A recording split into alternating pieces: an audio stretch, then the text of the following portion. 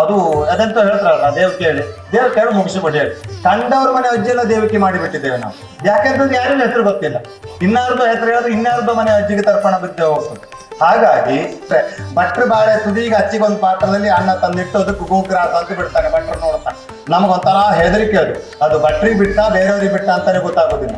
ಆಗಿದೆ ಪೊಸಿಷನ್. ತಮಾಷೆಗೆ ಹೇಳುವುದಿಲ್ಲ ನಾವಂತನ್ನು, ಎಲ್ಲವೂ ಪ್ರತಿ ದಿವಸದ ಸತ್ಯಗಳದು. ಅದರಿಂದ ಬಂದಷ್ಟು ಈಗ 5 ಥರದ ದೋಷಗಳು ಪ್ರತಿ ದಿವಸವೂ ನಡೆಯುವುದರಿಂದ ಈ ದೋಷಗಳ ನಿವಾರಣೆಗಾಗಿ 25 ಆಹುತಿಯನ್ನು ನಾವು ಅಗ್ನಿಯಲ್ಲಿ ಇಡ್ತೀವಿ.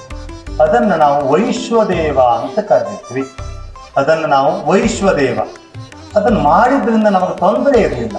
ಯಾಕೆ ಅಂತಂದ್ರೆ ಈಗ ನಮಗೊಂದು ಡೌಟ್ ಉಂಟಲ್ಲ, ಈ ಭಟ್ರು ಬಂದು ಏನೇನೋ ಹೇಳ್ತಾರೆ, ನಿನ್ನೆ ಯಾರೋ ಏನೋ ಹೇಳಿದ್ದಾರೆ, ಬೆಳಗ್ಗೆ ಮತ್ತೆ ಯಾರೋ ಹೇಳಿದ್ದಾರೆ, ಗುರುಗಳು ಒಂದಷ್ಟು ಆಶೀರ್ವಾದ ಮಾಡು ಇದ್ದಾರೆ.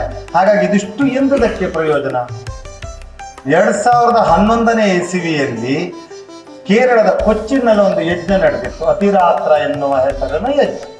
ಆ ಯಜ್ಞದ ಕುರಿತಾಗಿ BPN ನಂಪೂರಿ ಎನ್ನುವಂತ ಒಬ್ಬ ವಿಜ್ಞಾನಿ ಆ ಪ್ರದೇಶವನ್ನು ಸಂಶೋಧನೆ ಮಾಡಿದ. ಗಣೇಶ್ ಸರಿ ಗೊತ್ತಿರಬೇಕು ಅವರ ವಿಷಯ. BPN ನಂಪೂರಿ ಎನ್ನುವಂತ ವಿಜ್ಞಾನಿಗಳು, ಆ ಪುಣ್ಯಾತ್ಮ ಆ ಪ್ರದೇಶವನ್ನೆಲ್ಲ ಸಂಶೋಧನೆ ಮಾಡಿದ್ದ. ಅವನು ಹೇಳಿಕ್ ಹೊರಟಿದ್ದೇನು ಕೇಳಿದ್ರೆ, ಆಗಿನ ಸಂದರ್ಭಕ್ಕೆ ಈ ಯಜ್ಞ ಯಾಗಾದಿಗಳನ್ನ ಮಾಡಿ ಸಮಾಜಕ್ಕೆ ಒಳಿತನ್ನ ನೀಡುವ ದ್ರವ್ಯವನ್ನು ಇವರು ಹಾಳು ಮಾಡ್ತಾ ಇದ್ದಾರೆ, ಬೆಂಕಿಯಲ್ಲಿ ಹಾಕಿ ಬೂದಿ ಮಾಡ್ತಾ ಇದ್ದಾರೆ, ಪ್ರಯೋಜನ ಇಲ್ಲ ಅನ್ನೋದನ್ನು ತೋರಿಸಲಿಕ್ಕಾಗಿ ಹೊರಟವನು. ಹಾಗಾಗಿ ಸಮಾಜದ ಪ್ರಕೃತಿಯನ್ನೆಲ್ಲ ಸಂಶೋಧನೆ ಮಾಡಿದ. ಯಜ್ಞ ಆರಂಭವಾಯಿತು, ಸಂಶೋಧನೆಯೂ ಮುಂದುವರೆದು ಯಜ್ಞ ಮುಗಿದು ಹೆಚ್ಚು ಕಡಿಮೆ 3-4 ತಿಂಗಳುಗಳವರೆಗೂ ಅವನ ಸಂಶೋಧನೆ